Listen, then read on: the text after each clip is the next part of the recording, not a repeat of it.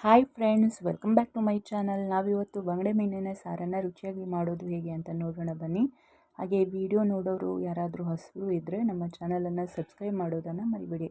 ಮೊದಲಿಗೆ ನಾವು ಬಂಗಡೆ ಮೀನನ್ನು ಕೊಯ್ದುಬಿಟ್ಟು ತೊಳೆದು ಉಪ್ಪು ಅರಿಶಿಣ ಹಾಕಿ ಇಟ್ಕೊಂಡಿದ್ದೀವಿ.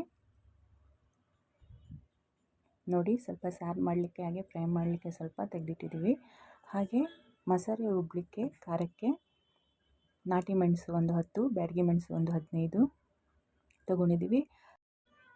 ಹಾಗೆ ಕೊತ್ತಂಬರಿ 1 ಟೇಬಲ್ ಸ್ಪೂನು, ಜೀರಿಗೆ 1/4 ಟೀ ಸ್ಪೂನು, ಹಾಗೆ ಮೆಂತ್ಯ 1/4 ಟೀ ಸ್ಪೂನು, ಅರಿಶಿಣ 1/4 ಟೀ ಸ್ಪೂನು, ಹುಳಿ ಒಂದು ಅರ್ಧ ಸೈಜು ಲಿಂಬೆಹಣ್ಣು ಆಗುವಷ್ಟು, ಈರುಳ್ಳಿ ಒಂದು ಅರ್ಧ, ಸಾಸಿವೆ 1/4 ಟೀ ಸ್ಪೂನು, ಹಸಿ ತೆಂಗಿನಕಾಯಿ 1 ಕಪ್ಪು, ಬೆಳ್ಳುಳ್ಳಿ 5 ರಿಂದ 6, ಶುಂಠಿ ಅರ್ಧ ಇಂಚು, ಕಾಳುಮೆಣಸು 1 ಟೇಬಲ್ ಸ್ಪೂನು. ಇವೆಲ್ಲನ ಸ್ವಲ್ಪ 1 ಟೇಬಲ್ ಸ್ಪೂನ್ ಎಣ್ಣೆ ಹಾಕಿಬಿಟ್ಟು ಸ್ವಲ್ಪ ಚೆನ್ನಾಗಿ ಫ್ರೈ ಮಾಡ್ಕೋಬೇಕು. ಚೆನ್ನಾಗಿ ಫ್ರೈ ಮಾಡಿಕೊಂಡು ನುಣ್ಣಗೆ ಹಚ್ಕೋಬೇಕು.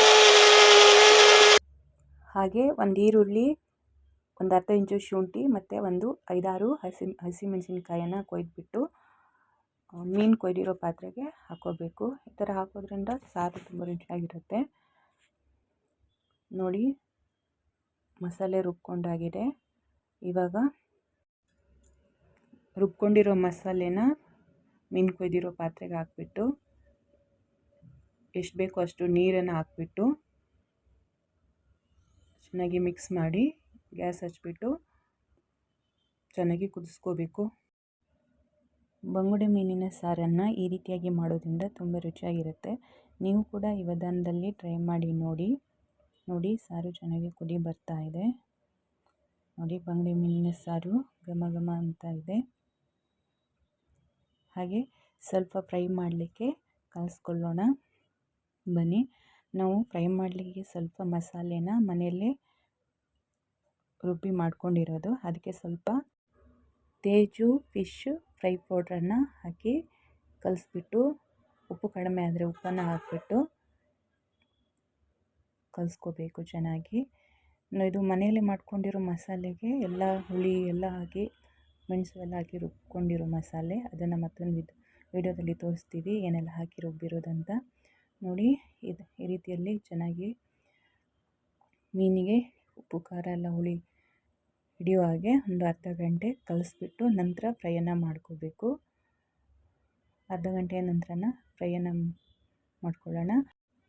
ನೋಡಿ, ಇವಾಗ ಅರ್ಧ ಗಂಟೆ ಆಗಿದೆ. ರವೆ ಹಾಕಿಬಿಟ್ಟು ಮೀನು ಫ್ರೈಯನ್ನು ಮಾಡ್ಕೊತಾ ಇದ್ದೀವಿ. ಮೀಡಿಯಮ್ ಫ್ಲೇಮಲ್ಲಿ ಇಟ್ಕೊಂಡು ಮೀನನ್ನು ಚೆನ್ನಾಗಿ ಕಾಯಿಸ್ಕೋಬೇಕು. ಹೈ ಫ್ಲೇಮಲ್ಲಿ ಇಟ್ಕೊಂಡ್ರೆ ಚೆನ್ನಾಗಿ ಬೇಯಲ್ಲ. ಮೀಡಿಯಮ್ ಫ್ಲೇಮಲ್ಲಿ ಇಟ್ಕೊಂಡು ಕಾಯಿಸ್ಕೊಂಡ್ರೆ ಚೆನ್ನಾಗಿ ಬೇಯುತ್ತೆ. ಫ್ರೆಂಡ್ಸ್, ನಿಮಗೆ ಈ ರೆಸಿಪಿ ಏನಾದರೂ ಇಷ್ಟ ಆದರೆ ನಮ್ಮ ಚಾನಲನ್ನು ಸಬ್ಸ್ಕ್ರೈಬ್ ಮಾಡ್ಕೊಳ್ಳೋದನ್ನು ಮರಿಬೇಡಿ. ಹಾಗೆ ಲೈಕ್ ಮಾಡಿ, ಶೇರ್ ಮಾಡಿ, ಕಮೆಂಟ್ ಮಾಡಿ.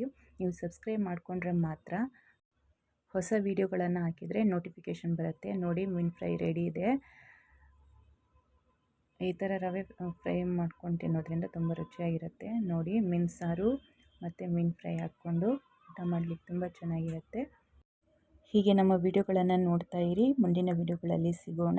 ಧನ್ಯವಾದಗಳು.